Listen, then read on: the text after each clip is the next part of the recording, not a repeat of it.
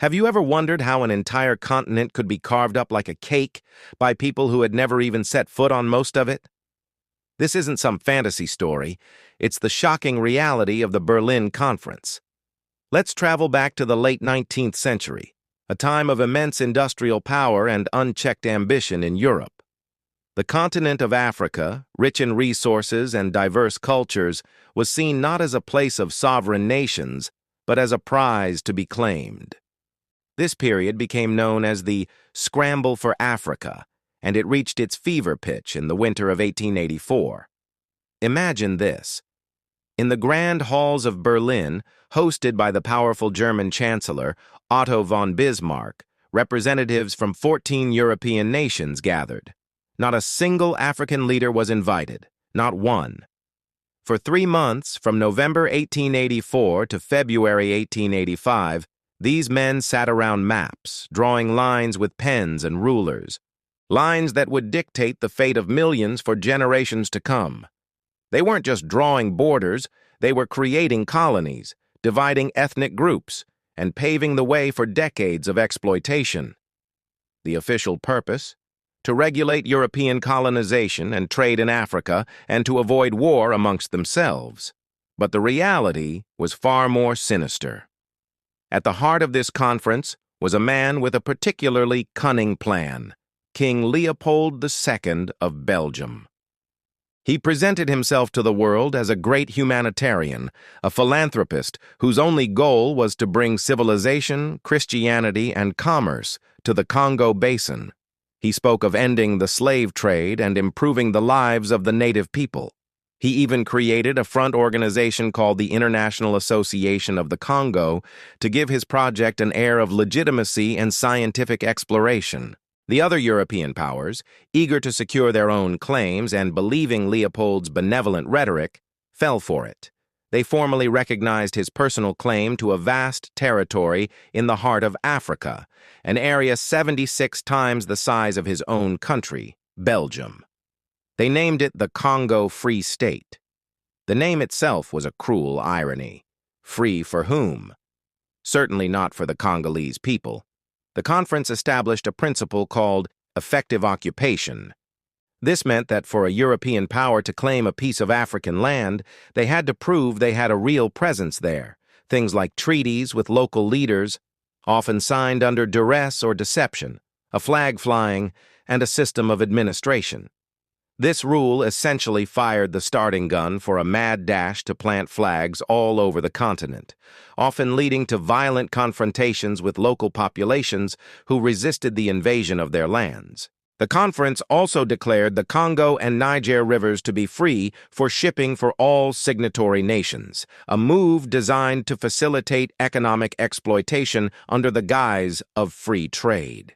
While appearing to be a set of civilized rules, the Berlin Act was, in essence, a formal agreement for the systematic colonization and plunder of Africa. With the blessing of the world's most powerful nations, King Leopold II now had his own private colony. The Congo Free State wasn't a Belgian colony. It belonged to him, personally.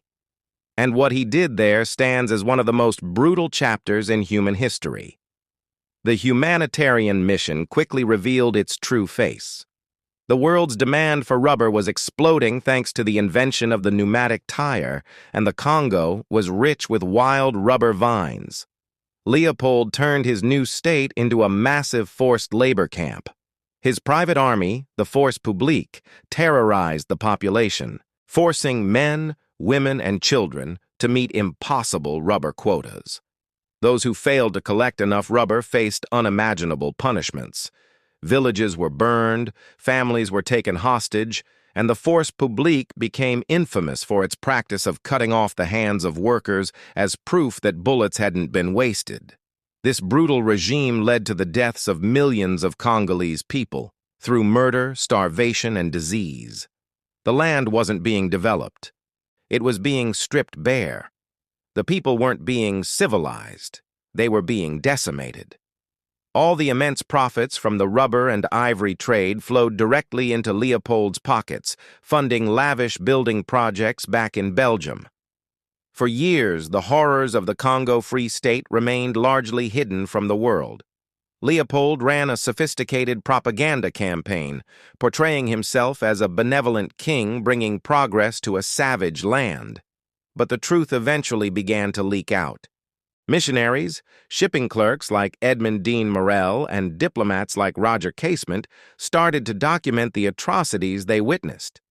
Morel, in particular, noticed that ships arriving from the Congo were filled with valuable resources like rubber and ivory, but the ships going back carried only soldiers and weapons, not trade goods.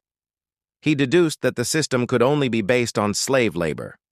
These brave individuals launched one of the first major international human rights campaigns of the 20th century. Writers like Mark Twain and Arthur Conan Doyle joined the cause, publishing scathing critiques of Leopold's rule. Photographs of mutilated children and adults shocked the public and put immense pressure on governments around the world. The international outcry grew so loud that it could no longer be ignored. Faced with global condemnation, King Leopold II was finally forced to relinquish his personal control. In 1908, the Belgian government formally annexed the territory, and it became the Belgian Congo. While this ended Leopold's direct rule, it did not end colonial exploitation, which continued for another 50 years. The legacy of the Berlin Conference is deep and painful. The arbitrary borders drawn in 1884 ignored thousands of years of African history, culture, and social structures. They split ethnic groups apart and forced rival communities into newly created states, planting the seeds for future conflicts that continue to plague the continent to this day. The economic systems put in place were designed purely for extraction, to funnel wealth out of Africa and into Europe, creating patterns of dependency that have been incredibly difficult to break. The very idea of the conference, that a handful of foreign powers could decide the fate of a continent, is a stark reminder of the arrogance and racism at the heart of colonialism.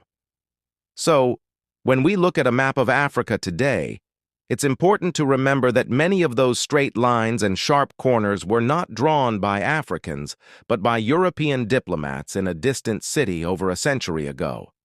The echoes of the Berlin Conference are still heard in the political instability, economic challenges, and social tensions across the continent.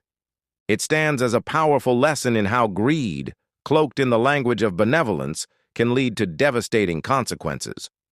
The story of the Congo Free State is a chilling testament to the human cost of unchecked power and a crucial piece of history that should never be forgotten. Thank you so much for watching and for taking the time to learn about this important topic. What are your thoughts on this? Was it a civilizing mission or a conquest for profit? Let me know in the comments below. If you found this video informative, please give it a like and subscribe to the channel for more deep dives into history. See you next time.